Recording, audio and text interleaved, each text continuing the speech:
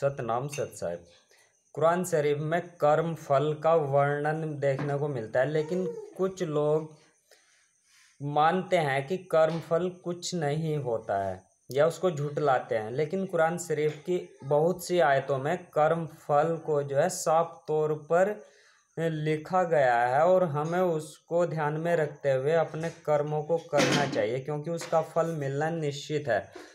जैसे प्रत्येक जीव अपनी कमाई के साथ बंधा हुआ है, यानी जो आप कमाई करते हैं, ऐसा नहीं कि आपने धन कमाया उसके साथ बंधा हुआ है। जो आपने ईमानदारी पूर्ण कमाई करी, यानी यहाँ पर इस संसार में आकर आपको ईमानदारी से कार्य करना है, उसका फल आपके साथ बंध जाता है। यदि आपने बेईमानी पूर्वक कार्य किया है, धोखेबाजी और चालाकी पूर्ण कार्य किया है या कुछ गलत कार्य किया है, तो उसका कर्म फल आपके साथ बंध जाएगा। और यदि आपने अच्छाई और सद्गुणों युक्त कार्य किया है, ईमान युक्त कार्य किया है, तो उसका अच्छा फल आपके साथ बंध जाएगा।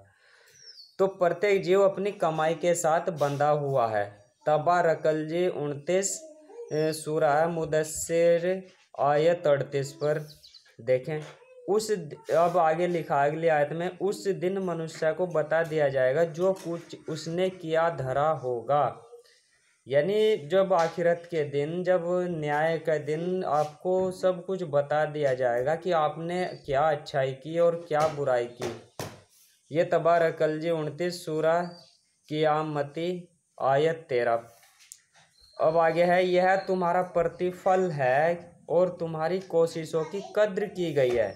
यानी जब वहाँ पर न्याय होगा और आपने यदि सद्गुणों से युक्त कार्य किए हैं, ईमान युक्त कार्य किए हैं, अच्छे कार्य किए हैं, किसी के प्रति हिंसा नहीं की है और दयापूर्वक कार्य किए हैं, तो तुम्हें इसका प्रतिफल अच्छाई में मिलेगा।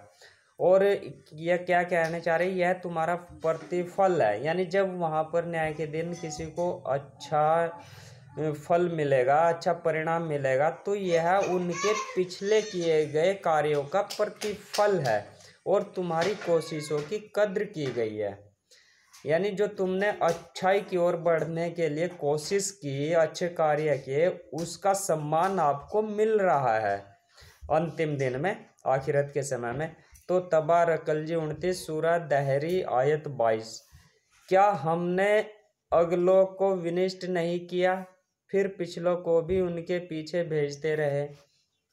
यानी हमें जो है अपने जो पहले हमने गलत कार्य किए हैं उन्हें अच्छाई के द्वारा ख़त्म करिए। यानी आपका जो भार है, बैलेंस है, वह कम होना चाहिए। और जो आपके द्वारा पहले, आज से पहले बुरे कर्म किए गए हैं, किसी को सताया गया है, तो आप आज जो है अच्छाई करिए और तब जाके आपका जो पलड़ा है वो भारी हो जाएगा, आपको अच्छा फल मिलेगा। बदला है, यह लिखा है तबारकल जी सूरह मुरसलाती आयत 16 व 17 पर। फिर आगे की आयत है, बदला है ठीक ठीक। यानी आपके जो कर्म है उनका बदला यहाँ पर ठीक ठीक दिया जाए। किसी को ऐसा नहीं कि कम या ज़्यादा दिया जाए। उसके यहाँ एक और नियम लागू होता है, यदि आपने कोई चीज़ यानी कोई कर्म गलत किए हैं तो उसका फल आपको दंड में मिलेगा, और कोई बाद में कोई अच्छाई की है तो तब उस अच्छाई का परिणाम अच्छाई में मिलेगा। ऐसा नहीं कि जैसे 10 रुपये आपने अच्छे कर्म किए और 15 रुपये बुरे कर्म किए, तो 10 में से 5, 15 में से 10 घटा करके 5 रुपये बुरे कर्म मिले। नहीं, पहले जो आपने किया है उसका परिणाम मिलेगा, फिर बाद में जो आपने किया उसका परिणाम मिलेगा। तो क्या कह रहे हैं, बदला है ठीक ठीक। वहाँ इसमें कोई भी बदलाव नहीं किया जाएगा, कोई भी हेरा फेरी नहीं की जाएगी, कोई भी रिश्वतखोरी वहाँ नहीं चलती है। मैं 30 सूरह नबई आयत 26। जब कर्म पत्र खोले जाएंगे, अब ये अगले आते, जब कर्म पत्र खोले जाएंगे यानी आखिरत के दिनों में, जब तुम्हारे प्रत्येक दिन के कर्मों का हिसाब वहाँ होगा कि आपने उस दिन कैसे कर्म किए थे, सद्गुणों से युक्त कर्म किए थे, ईमान से युक्त कर्म किए थे, या अवगुणों से युक्त कर्म किए थे, बेईमानी पूर्ण कर्म किए थे। तो क्या कह रहे हैं कि जब कर्म पत्र खोले जाएंगे, यह में 30 सूरा तकवीरी आयत 10, प्रत्येक जीव जान लेगा जो कुछ उसने आगे भेजा, अच्छे कर्म भेजे और पीछे छोड़े, बुरे कर्म रूपी पीछे छोड़ दिया। तो यानी प्रत्येक जीव उस समय जान लेगा, आपसे कुछ भी छुपाया नहीं जाएगा और आप झूठ नहीं बोल सकते, क्योंकि सब कुछ प्रत्यक्ष आपको दिखाया जाएगा कि आपके द्वारा क्या भेजा गया है, ठीक है जी, और क्या नहीं भेजा गया, आपने क्या बुरे कर्म किए थे। तो क्या प्रत्येक जीव जान लेगा जो कुछ उसने आगे भेजा अच्छाई के लिए और पीछे छोड़ा बुरे कर्म। में 30 सूरा अल इन्फितार आयत 5। बदला दिए जाने के दिन को झूठ लाते हैं।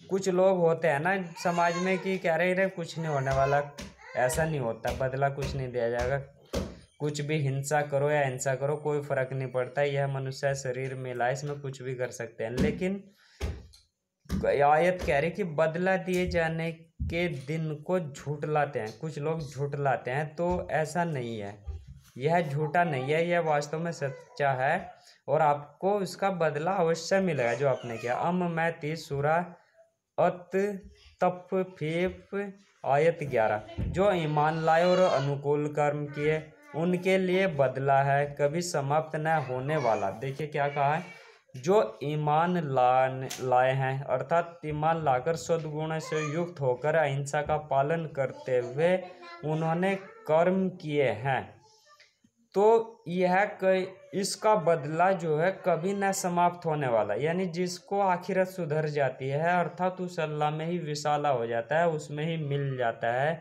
यहाँ जन्म फिर से नहीं मिलता। तो इससे बड़ा यानी यह बदला कभी समाप्त नहीं होने वाला, आप उस अनंत में मिल जाते हैं, उस अल्लाह में मिल जाते हैं, और इसलिए मनुष्य शरीर भी मिला है। और में 30 सूरा इंसिका की आयत 25। जो ईमान लाए और अनुकूल कर्म किए वही लोग सर्वश्रेष्ठ हैं। इस आयत में क्या कहा कि मनुष्य शरीर को पा करके ईमान लाए हैं, सद्गुणों को धारण किया है, अहिंसा का पालन किया है, अच्छाई को फैलाया है, ईश्वर को या अल्लाह को जो एक है, सर्वाधार है और पूरे संसार का रब है, उसको ही माना है। तो अनुकूल ईमान लाए और ऐसा जान करके सद्गुणों से युक्त कर्म करके अनुकूल कर्म किए हैं, वही क्या है, वही सर्वश्रेष्ठ मनुष्य है। उसका ही मनुष्य जीवन सफल है, क्योंकि उसकी आखिरत सुधर जाएगी, वह उस अल्लाह में ही विसाला हो जाएगा, उसमें ही मिल जाएगा, उसका फिर से दोबारा यहाँ लौटना नामुमकिन है। तो वही लोग सर्वश्रेष्ठ है और उनका ही जीवन सफल हो जाता है। तो यह मनुष्य शरीर ही मिला इसलिए है कि हम यहाँ पर अनुकूल कर्म करें और ईमान लाएं और ईमान लाकर सर्वश्रेष्ठता को धारण करें और अपनी आखिरत को सुधारें। इसलिए मनुष्य शरीर मिला है कि हम उस मालिक में ही विशाला हो जाएं, फिर यहाँ पुनर्जन्म ना हो। पुनर्जन्म का भी कुरान शरीफ में वर्णन किया, आगे की वीडियो में इसका वर्णन करेंगे। सतनाम सत साहिब।